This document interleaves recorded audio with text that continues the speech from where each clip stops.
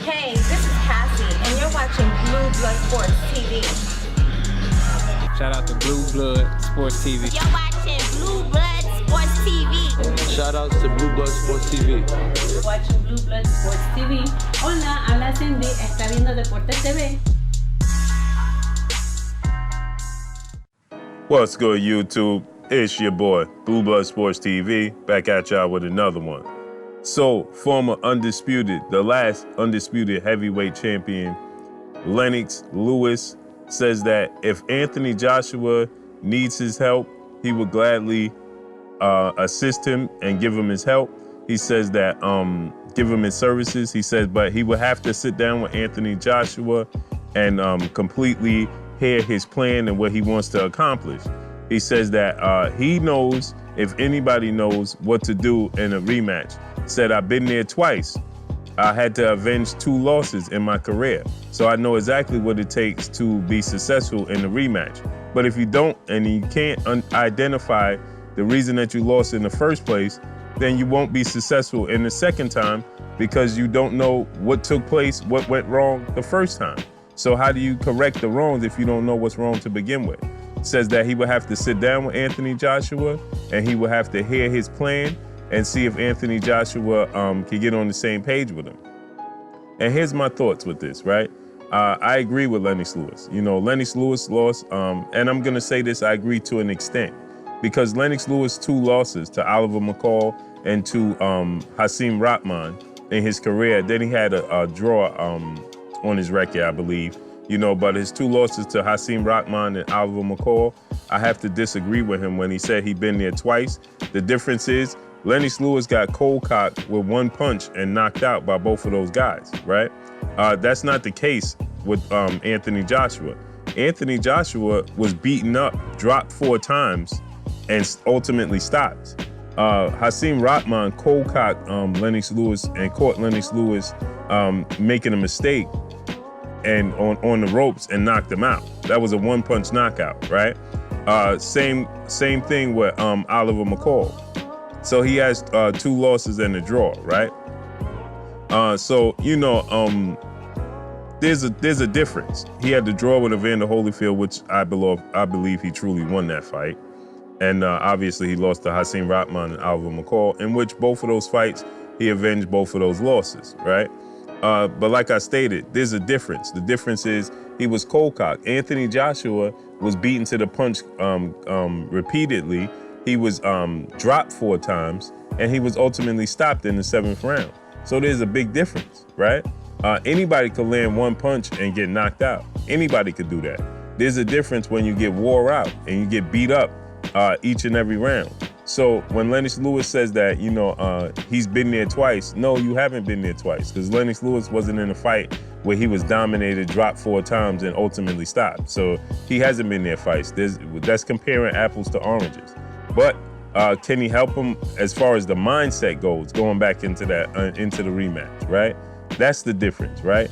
And he will have to mentally pick up Anthony Joshua, because I truly don't believe that Anthony Joshua to this day understands and identifies the reason he lost the fight. Anthony Joshua is coming up with tons and tons and tons of excuses. He said that the referee stopped it too early. He said that the crowd in New York, you know, started booing, so he went for the knockout, and the meat wasn't seasoned yet. It wasn't ready yet, right? Meaning Andy Ruiz wasn't ready to go, right? He says that, you know, he was thinking about Deontay Wilder and Undisputed. He was also thinking about a huge domestic fight between himself and Tyson Fury. He stated that, you know, so many other things. He said that Andy Ruiz Jr. just didn't motivate him. You know, so he's pointing to a lot of reasons as to why he lost the fight, but none seem to be the obvious. Andy Ruiz Jr.'s skill set, Andy Ruiz Jr. hand speed. He said, he even pointed to the fact that he believed that he had, from the opening bell, it was obvious to him that he had the faster feet and Andy Ruiz couldn't keep up with his footwork, which is totally not true. Andy Ruiz, he didn't understand what Andy Ruiz was doing. Andy Ruiz was cutting off the ring. Andy Ruiz was using calculated movement. So he's saying that he had the faster feet. See, so he didn't even understand what Andy Ruiz was doing. You understand? So he didn't identify Andy Ruiz's game plan. And he, to this day, he still doesn't identify the game plan, and he watches it on film. So he can't understand and identify Andy Ruiz's game plan on film. How's he gonna identify it in the ring and live action, right? So he's doing everything. Now he's losing, he lost tons of weight, right? He's pointed to his cardio. He said that he was winded. He said the engine wasn't firing on all cylinders, right?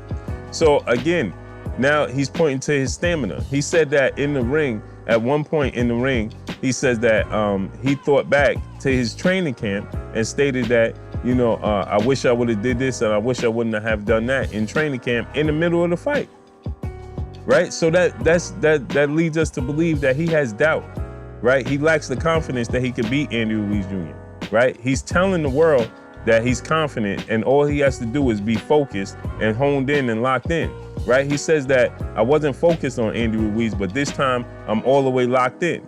But in the same token, he says that, you know, he would love to have the fight in the UK because the UK fans, 60, 70, 80, 90,000 UK fans screaming would give him the necessary edge he needs to defeat Andy Ruiz Jr.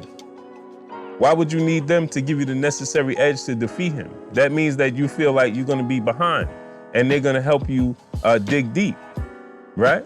But if you feel like you could blow him out, because then in the next sentence, he says that obviously Andy Ruiz is Mexican descent.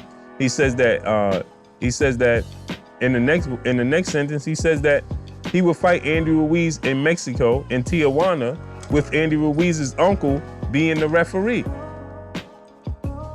So if Andy Ruiz's uncle was the referee and you fought Andy Ruiz in his backyard in Tijuana, Mexico, right?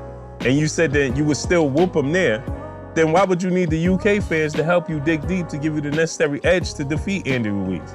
So this is abundantly clear that Anthony Joshua does not identify where his shortcomings was and why he came up short and why he was ultimately stopped against Andy Ruiz Jr. And this leads me to believe that Andy Ruiz Jr. is going to repeat the process unless something bogus happens in Saudi Arabia December 7th, right? Because it's supposed to be neutral grounds, right?